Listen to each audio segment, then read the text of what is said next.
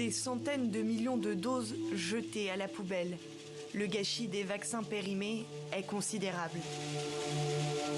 Parmi les 240 millions de doses gaspillées, 73% sont des doses Pfizer, le vaccin le plus utilisé en Occident. L'AstraZeneca représente quant à lui 18% des doses inutilisées.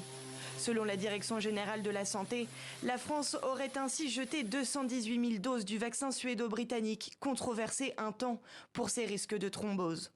Depuis l'administration de la première dose de vaccin en Grande-Bretagne en 2020, on a assisté à un réel apartheid vaccinal. Aujourd'hui, le comble de l'indécence, c'est que alors que seulement 15% de la population africaine dispose d'un schéma vaccinal complet, les pays riches jettent des millions de doses. Et il s'agirait là d'une estimation basse, les chiffres ne concernant que les stocks nationaux des pays dits riches.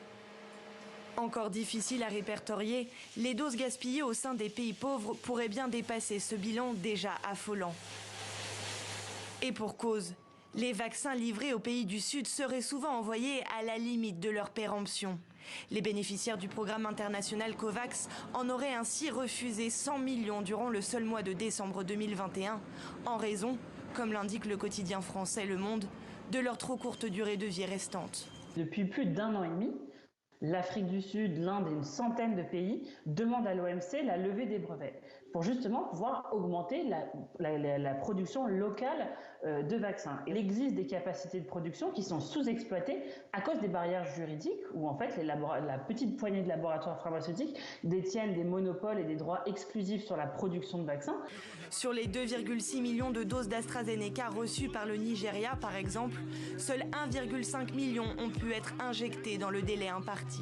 Le million de doses restant ayant quant à lui été détruit puis enfoui au bulldozer à Abuja, devenu aujourd'hui une véritable décharge à ciel ouvert.